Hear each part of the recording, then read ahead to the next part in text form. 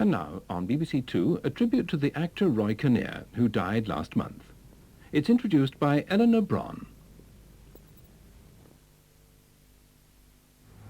Roy Kinnear was born in Wigan in 1934. He was educated in Edinburgh at the George Heriot School and in the army doing his national service. And then at RADA. He was at RADA at the same time as Peter O'Toole, Albert Finney, Alan Bates. When he left RADA, he joined Joan Littlewood's theatre workshop at Stratford East, and after that became well known to television audiences through his work in That Was the Week That Was. After that, he played a wide variety of character parts, up and down market in every area of show business, including commercials. And he became adept at playing a victim in crisis, a kind of panicky hysteria. But in 30 years in the business, he never lost the quality that Joan Littlewood had prized in him so much at the outset of his career, which was his wonderful sense of truth. He died on September the 20th after a fall from a horse doing some filming in Spain. It's very hard to express the loss that was felt by so many people, friends and strangers, on hearing this news. When the great Victorian clown Dan Leno died, the drama critic Leigh Hunt wrote about him, "The death of a comic artist is felt much more than that of a tragedian. He has sympathized with us in our everyday feelings and has given us more amusement. It seems a hard thing upon the comic actor to quench his airiness and vivacity, to make us think of him on the sudden with solemnity, and to miss him forever." We've asked some friends and colleagues to share their memories of Roy with us, and you'll also hear Roy expressing some of his thoughts on his chosen profession from the series An Actor's Life for Me. He wouldn't have chosen any other.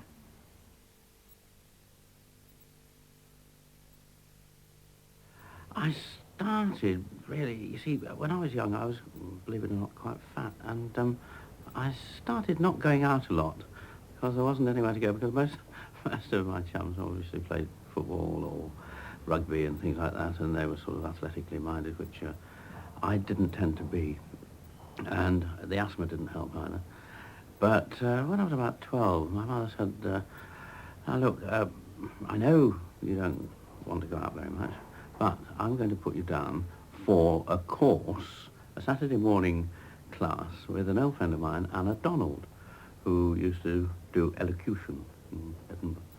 And I said, no, I don't want to go there. Oh, no. She said, "Well, look, I've paid for the whole term, and I don't mind if you don't go, but just go once. And if you don't like it, you don't have to go again. It doesn't matter. I mean, it's just 10 and 6 down the drain, you know." And so I said, well, you know, because I realised the sort of money she was talking about. I said, well, I don't want you to throw that money away. I'll go for one lesson, but only one. And really, that Saturday morning sort of changed my life. It was amazing. I mean, my asthma went. I suddenly realised what I wanted to do in life. And since then, I've never really thought of being anything else but an actor. A lot of people, other people have thought I shouldn't be, but, you know, blow them. Good, starting on the road. Stand out. And we'll have none of that if you don't mind. Thank you very much. What you doing with that bird? I'm taking it for a walk, aren't I? Right, bird, prisoner, and if good, bird, let's take me. Playing that, making an exhibition of himself like that. Oh, have you seen the attitude where he is? Hello, ghost. Oh, double march. Up, knees up, right wheel, up, oh, go in the hills, up.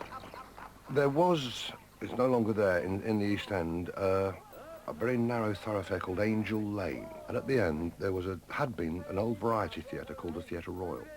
And Joan Littlewood moved in with the company that she'd been touring with and made that her home base. So Theatre Workshop was actually in an old variety theatre. And Roy was a member of the company. There were people who'd come straight from drama school. There were people who'd never been to drama school at all. There were people who'd spent their life in cabaret or musicals. There were a couple of very good, solid, formally trained actors. And Joan used to gather everyone together. You lived down there. You never actually conceived much of a life outside of the theatre. You rehearsed from 10 till 5, and then you played from 7 till 10, 6 days a week, and Sundays you fell over. And so it became like a family thing. It was like a kibbutz almost, I suppose. Nellie? Yeah, what is it? Nellie, where are you? What's the matter? Aren't you dressed yet? Well, get weaving and get the place tidied up a bit. You know your Uncle Charlie's expected back today. Yeah, you're not bringing him in here. They're not got enough to pull up with. You shut up and get out and get some work done. Wait till he finds out what's been happening while he's been away, eh? Oh, mind your own business, fishhead. After all, he's your brother. Morning, Jack. Afternoon, Fred. The old girl in? No, up like a lark. Gone down to the market. You know what we're expecting, don't you? No. Trouble. Charlie? Yeah. If I've told her once, I've told her 50 times not to have any more truck with him. You know what she's like. Thinks the sun shines out of his bell-bottoms. Yeah, silly old git. Don't talk to me about her, you know. The film of Sparrows, it seemed to evolve as it went along. It seemed to have a life of its own. It was set in a court of a semi-slum in the East End. It was a day in the life of. It was one of those episodic plays. Roy, in that, he played something closer to his own age in that. He played the brother, didn't he? Hey, you there? Nervous, sweaty. I'm in the music room. I think he had an actor's controlled nervousness, which he used as a disguise. And he made it look easy. And the curse of making it look easy, people think it is easy. What Roy did was very, very hard. I first met him on one of the, I think there were about 3 pilots, but that was the week that was, which is the most famous television program in the history of the world, and nobody really remembers. But it was a late-night satire in about 1962, with Macmillan jokes and current affairs jokes, and it was topical humour, put together by Ned Sherrin. And he'd assembled us from all over. I only got in because I did Harold Macmillan. But he'd got David Frost, who was previously best known for his Less Twist Again programs. He got Millie Martin, who was well known. She had been on the stage in quite a few things, was constantly being rediscovered. Ken Cope he'd got from Coronation Street to represent the north of England. Lance Percival came from Cabaret. And Roy was actually well known. I think he was probably the best known of all of us. He'd been in, well, a number of, I mean, almost all the Joan Littlewood shows at Theatre Royal Stratford, which had transferred to the West End. I'd seen him in a lot of things. The biggest thing I'd seen him in, the most enjoyable, and for which he had received, one of the critics said, the funniest man in Britain, which I think is very true, had been a Waterhouse Hall show, a review called England Our England, which was a wonderful North Country review. It started off, I remember, with a sort of opening chorus in Coronation Street-like backyard. And it was against all the sort of rather middle-class reviews that we previously had. But I think that's where Ned spotted him and got the idea of having him on that other week. The week that was, it's over, let it go. Ooh, what a week that was. That was the week that was.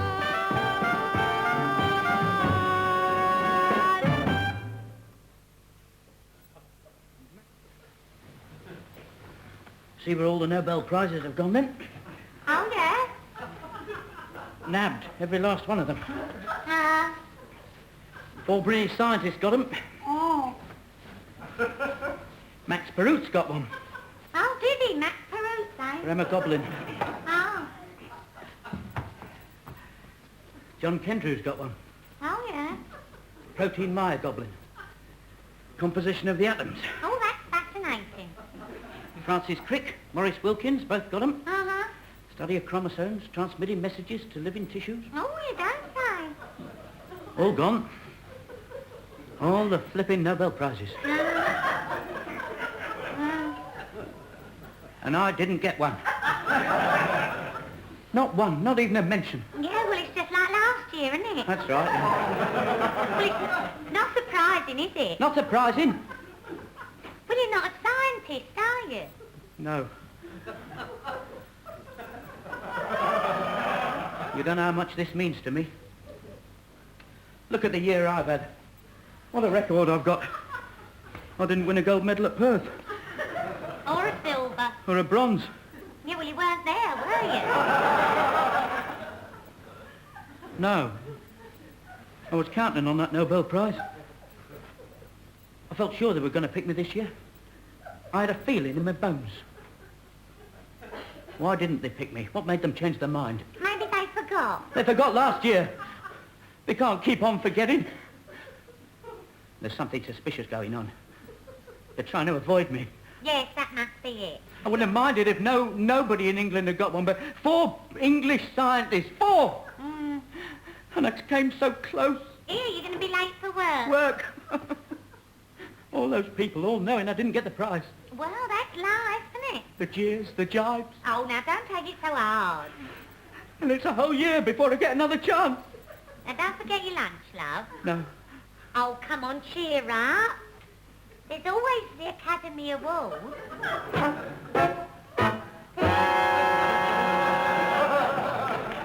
He actually always maintained he should never have done it. His agent kept on saying, get out of this. This isn't for you, Roy. This isn't for you. But I'm never quite certain whether Roy made those stories up. He never liked to appear too comfortable in anything he was doing. I think there was a pessimistic streak that he'd like to reveal. My very first sort of entree, if you can call it that, into West End theatre, because I've been closing most of the reps before that, was the post-London tour of Long and the Short and the Tall. And I was told by a friend of mine, Jack Smithurst, that they were holding auditions. And I was wandering around doing absolutely nothing. So I went along. I didn't have an audition. I didn't have an appointment or anything. But I got to the stage door and I said, auditions? And he said, oh yes, go down there. So I went down there. And I thought I'd go for the Scots part. But as I was standing at the side of the stage, I heard them saying to Joe Brady, well, we'll see you on Monday for the rehearsals. And I knew the Scots part had gone. So I tried to listen and see which parts were still left.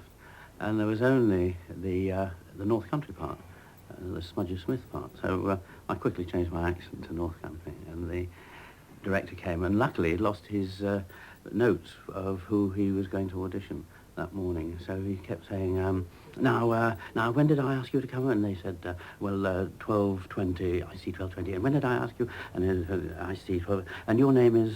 And I said, Roy Kinnear. He said, Andrew, who? No, Roy Kinnear, yes. Okay, Andrew, when did I ask you to come? And I said, 12:40. I didn't say, please, can I have an audition or anything like that. I said, 12:40. He said, oh, yes, he said 12:40. Right. So I got the part. And that was the only audition I ever got a part. And I never actually had an audition because I shouldn't have been there. I gate crashed it. Roy actually did the goodies twice, and once as a Roman emperor. He always gave something extra. He didn't just eat the grapes, he squished them all over himself. And the other time was a dreadful show. We wrote it, so we have to take the responsibility. And Boom. Boom, yes. It was about this explorer, which was played by Roy, who'd found a tribe called the Baboom tribe, who said baboom every time you said anything hilariously funny. The problem with the script was that nobody said anything hilariously funny, and the audience were totally nonplussed by this. And Roy, by this stage of the plot, had got most of the lines, and we were working in pretty close proximity. I remember the look in his eyes as he began to realise that this idea wasn't going to work. We were in a pot, weren't we? We were in a pot, yes. We could hide. Wonderful controlled panic in his eyes. I mean, he should have been playing the David Attenborough part. I mean, Richard Attenborough, don't I? Who's the one that panicked in Submarines? Richard Attenborough, constantly. He should always have played those parts. Man panicking in a submarine because he could get that But you control. didn't laugh at Richard Attenborough. You I would have did. laughed I at Roy. It's personal, sir. Can I speak to you for a moment on a personal matter? Personal? Keep your word on. It's her, sir. She's getting stuff that Jetsy offered by the man from the crew. Yes, what transpires is he gets his hoggins every Monday, regular as Dick, along with the 18p funeral policy. Hoggins? Is it right, sir? Is he intimate? Oh, he's no friend of mine, sir. I ask you, sir, in all conscience, is it right that a serviceman should be forced to carnal knowledge, dropping them for the insurance? No, decidedly not. Well, I'll do anything you advise. I think why he was so good on film, and I think he's one of the best. It's very difficult to be funny on film because you have to keep doing it time and time again. What he did was a different performance every single time because he was a very generous performer in that he couldn't feel that he could do the same performance again because that would be cheating. So he would give a totally new reading. So every time you see him in a film where everybody else has done it for the 39th time and the tanker hasn't moved behind the head, Roy is giving a new performance. You can almost see the other people laughing because it's a totally fresh thing. The archetypal, I thought, film role he did was a terrible film, actually, with Richard Harris in it, about a atom bomb or a hydrogen bomb that was on a liner. Yes. You remember? And it was one of those totally doomed films. The entire crew and passengers know that this bomb is going to go off because Richard Harris is going to foul up the defusing it. And he was the entertainment officer. And it was the most wonderful performance. I mean, this man trying to whip up these dreadful people into a lather of excitement and jollity, singing, you know, "Come round in the old time." Magnificent. I mean, that was archetypal Roy, I think, at his peak. He also got the girl, which I very rarely did. He did it in real life. He had a tremendous girl in Carmel, but not in fiction. I never understood that. Also, particularly liked his bottle. I went on a trip, freebie trip, got to be honest about this, to Tobago, a golf trip, in aid of the Lord's Taverners. That was the good news. Barclay's Bank putting a lot of money in. Roy was invited on this golf trip where the Lord's Taverners were going to play Tobago, international match. We got there, organised by Nicholas Parsons. Strangely well, actually. Yes. He does. Yes. And we got on the first tee, and it was the Lord's Taverners against Tobago. Bruce Forsyth, captain of the Lord's Taverners team, one of us. Roy was the last person on the tee. And he came up to me and he said, "You know, I've never played golf before." I think he would like people to remember his 3 for 7. 3 wickets for 7 runs against Corfu for the Lord's Taverners. He had possibly the most eccentric bowling action I've ever seen. Gene Corfu was actually uphill as well, but he used to run parallel to the bowling crease. And then as he passed the wicket on one side and the umpire on the other, he would unleash this left arm. They'd never seen it thrown so high. I mean, the Greeks are not a patient people.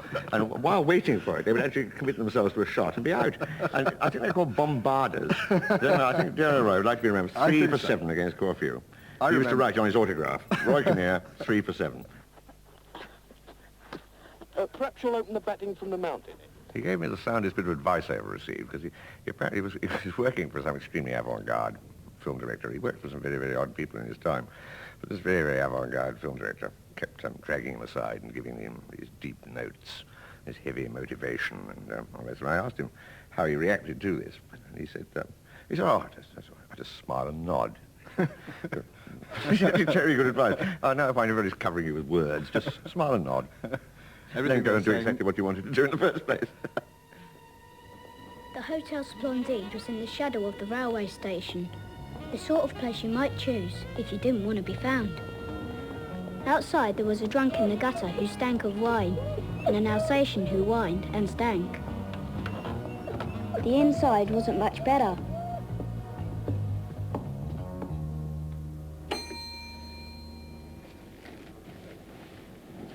Leave this to me. You Jack Splendide? Who wants to know? The name's Diamond. I'm a private eye. You don't say. We're looking for a guy who's staying here, a small guy. His name is Johnny Naples. He owes a client of ours a lot of bread. Yeah, that's right. And if we find him, we'll cut you in for a slice. 25. Room 25. 25%. Room 39.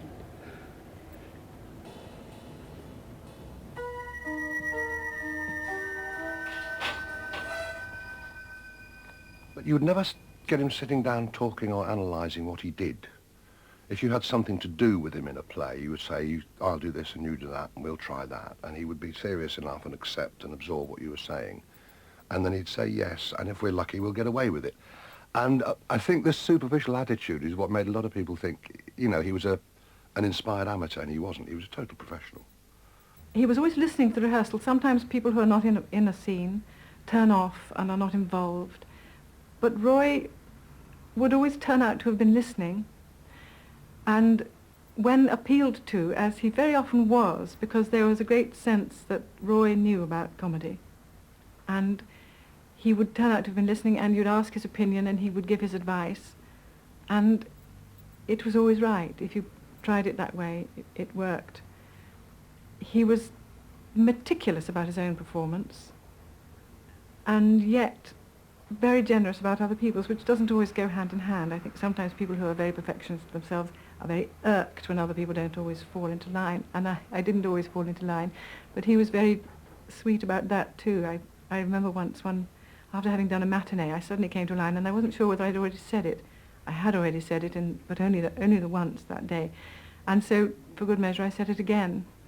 And there was a look of confusion and bafflement in Roy's eyes, but he went on, bravely, trying desperately to get me back on course, which he only did by dint of feeding me an endless series of lines which were nothing to do with him at all. Well, I mean, it's all a hazard, isn't it, really? I mean, just to go on the stage is trouble. The old adage is, look pleasant and don't trip over the furniture. They don't. In the old days, when you used to have to move to mantelpiece left and take light cigarette and sit on arm of sofa right, doesn't really happen these days. It's not that sort of theatre anymore. But I mean, the worst thing in the world is to have to light a cigarette on stage.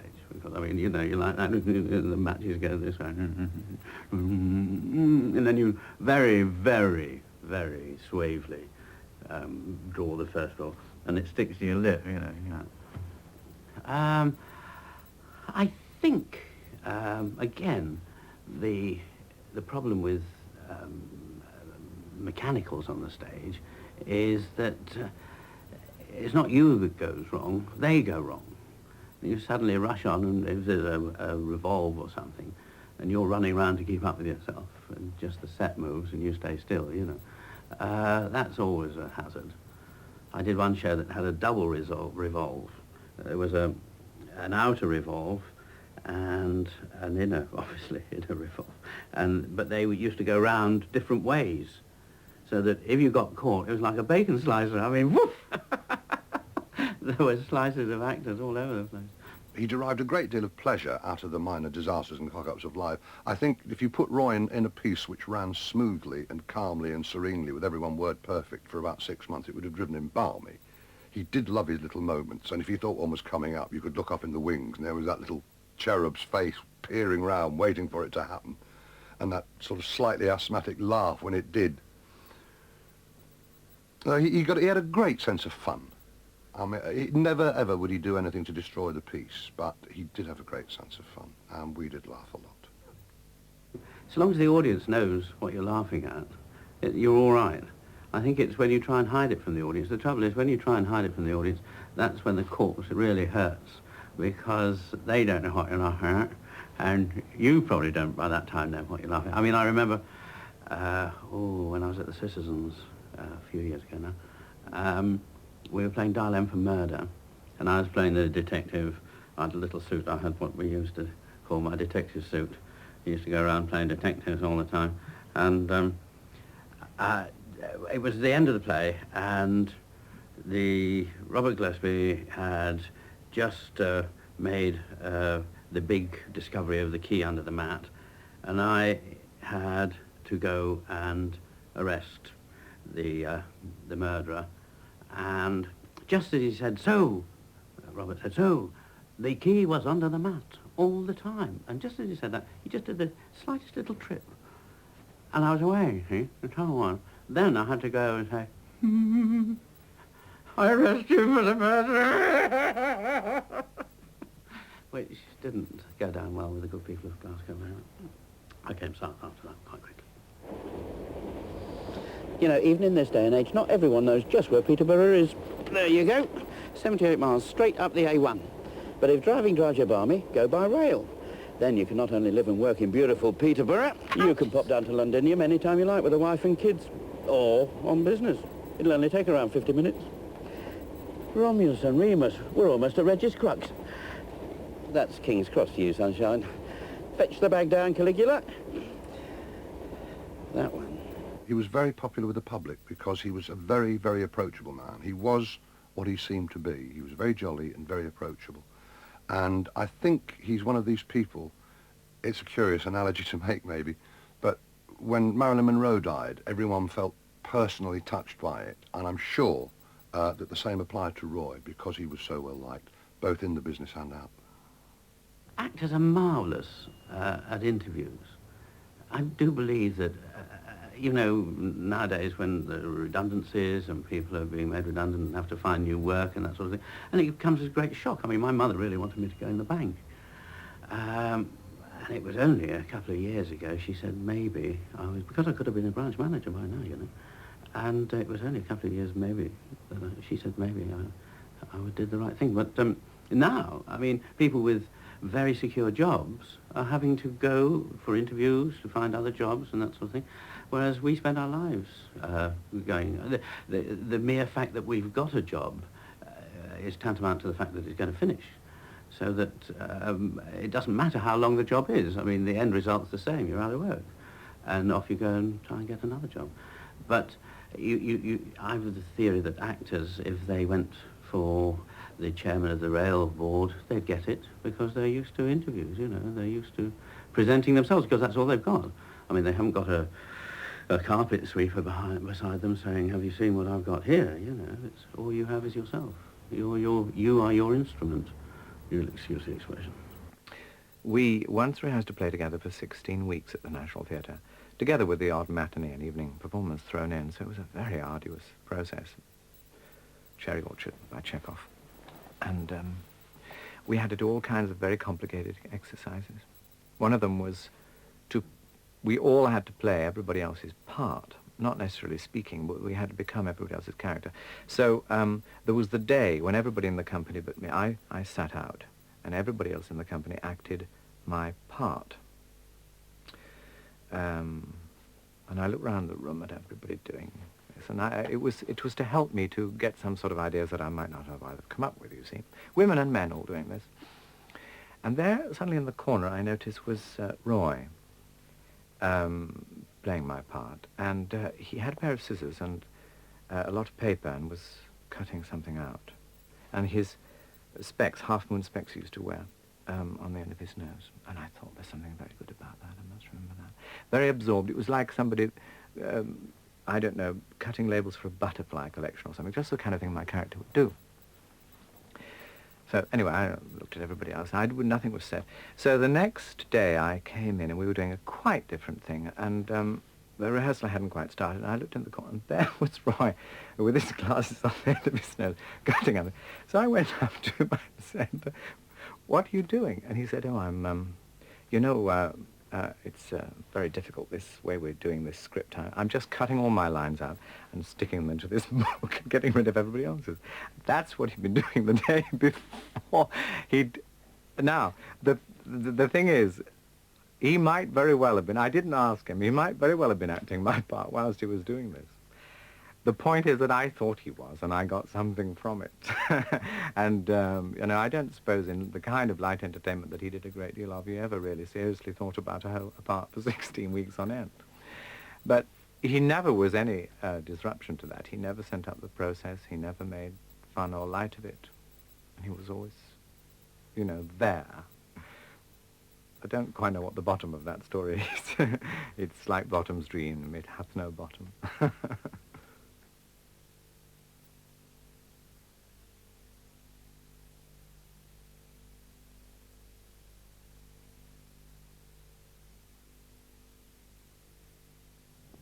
The Theatre of Comedy has launched a trust in Roy Kinnear's name to endow a scholarship at RADA. For further information about this, please write to the Roy Kinnear Trust, Criterion Theatre, Piccadilly, London W1V 9LB.